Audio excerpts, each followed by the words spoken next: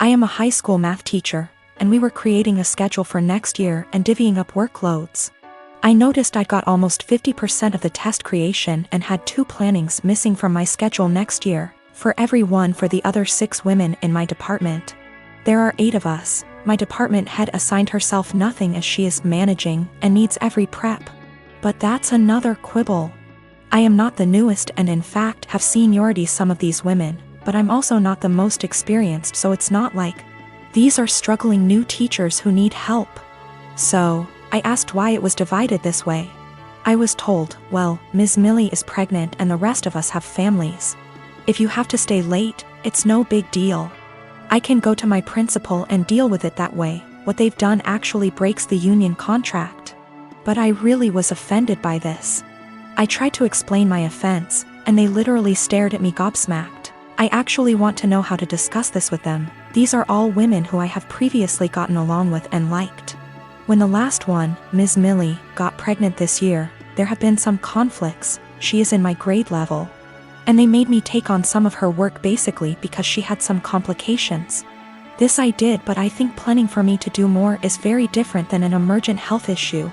As well as some uncomfortable situations for me, having to participate and buy stuff for her baby shower. When I'm not really into those things, but I did so to not cause waves. A lot of people have advised go to the union, go to the principal, and I absolutely will if necessary. I want to be clear, I'm not worried at all that I'll be forced to work this schedule, but these are my colleagues.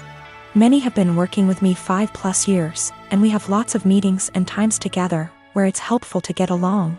So I do try to get along, like the baby shower thing, and be a good work friend and colleague. I just want a better way to communicate myself than I had today.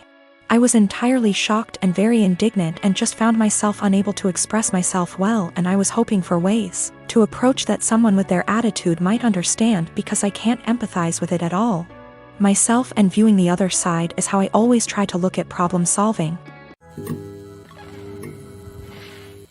My boyfriend and I have been studying together at university, and while he is studying part-time, working part-time and engaging heavily in his amateur acting career, while I am studying full-time and working part-time, we share one subject at uni together.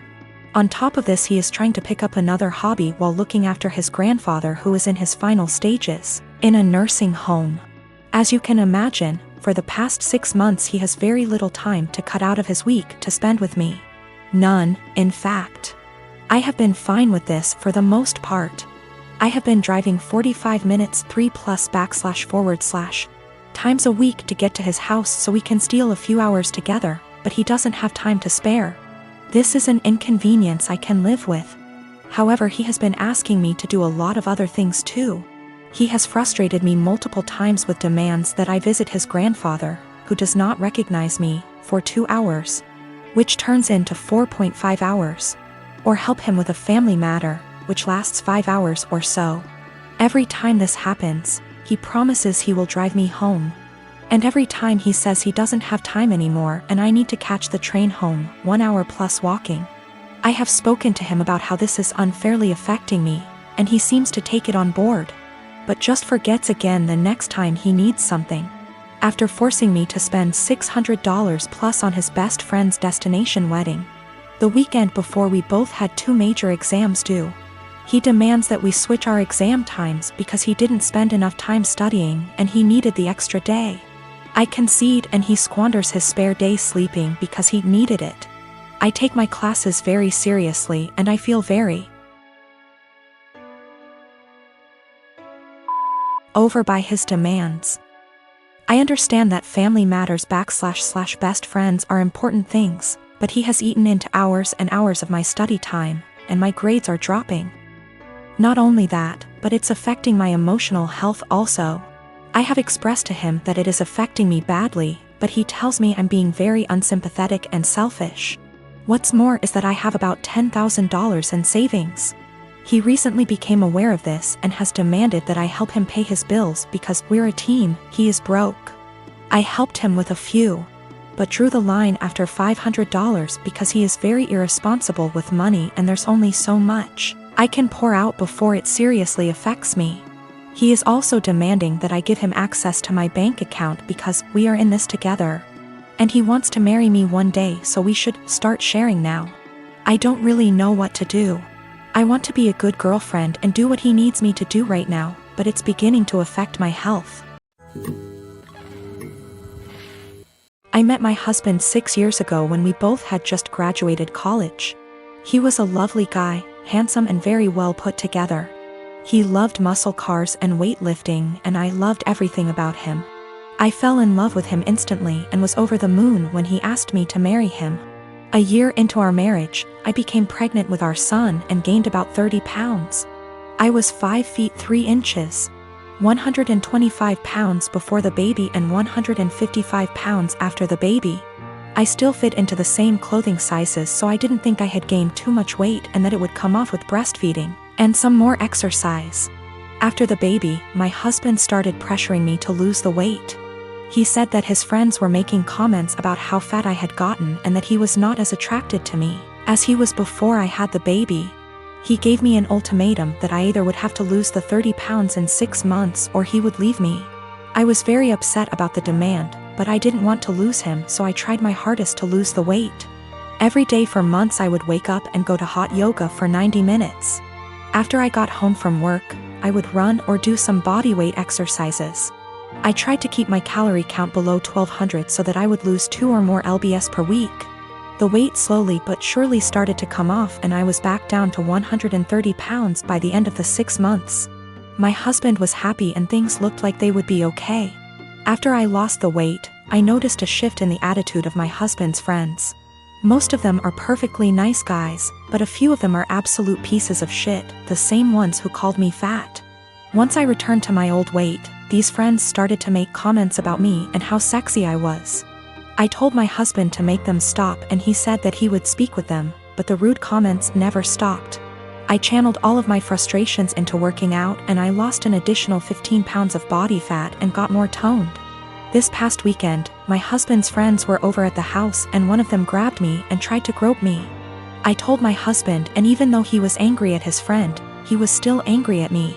My husband said that I was leading his friends on by losing so much weight, and that I was trying to make myself skinny so that I could cheat on him. I was disgusted by this accusation and packed my bags and left for my mom's house. Last night, my husband called me and begged for me to come back home. He says that he knows that he was unfair and that he won't let his friend come over anymore. But I am so tired of dealing with this that I'm not sure I want him back. He's the one that told me to lose weight. But now he's blaming me for being too skinny and I'm afraid he's going to make me develop an eating disorder. But I also still love my husband and it hurts me to be apart from him. So I recently got together with a guy from my hobby. He asked me out first and I had some doubts that we'd work together as a couple because of the age difference. He's 35 and I'm 22. So, in my apartment, since it's an old house that was originally a single-family house, there isn't much soundproofing. And the floors creak when people move. I've gotten used to the sound of the guy upstairs getting up at 4 a.m. since he starts work at 5. And the sound of the girls in the apartments to either side of mine watching telenovelas till midnight. Taking work calls all day and having friends over on weekend nights. I know when I play music or have friends over, some of the sound leaks through the walls. So I'd never get upset about hearing my neighbors because it goes both ways. So, when my boyfriend started coming over more often, he had complaints about the neighbors, which put me in an awkward place. He wanted to go speak to them or have me text them and I said no.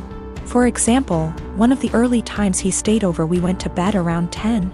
He wanted me to ask my neighbor to turn down her TV. I said she didn't have it that loud and she turns it off at midnight anyway. At 4 a.m., he got very irritated with my upstairs neighbor getting up and cooking breakfast. I said that he would be done by 5 because that's when his shift starts.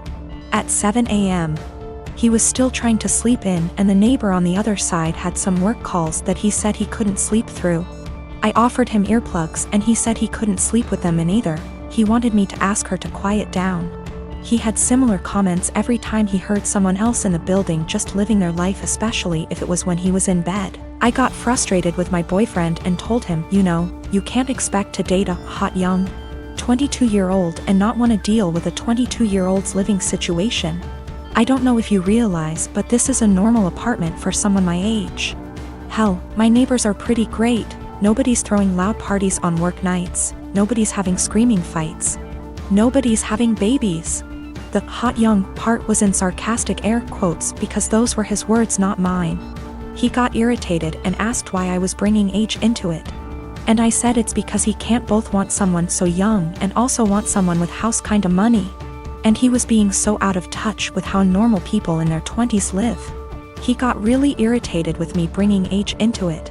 And even more annoyed when I'd respond to his neighbor complaints in the future with, "Okay, boomer." Or tell him that if he wanted me to have a rich person apartment, he could pay for it. It's not possible for me to get to his house on my own because I don't have a car and the buses don't go that far into the suburbs. So that would mean him driving 30 minutes from his house in the suburbs to pick me up, then an extra 30 to drive me to his house. Then an hour round trip early in the morning to get me home in time for work. It's a lot easier for him to visit me in the city. I am using boomer as a joke or a figure of speech to say acting out of touch and entitled to tell other people what to do.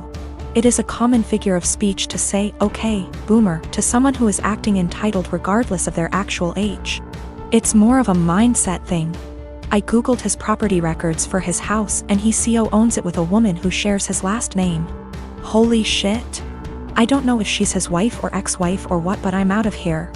I'm honestly freaking out right now, but I just gotta say, great big thank you to everyone who noticed red flags and made me question that. I've blocked his number. He can have fun figuring out where I went.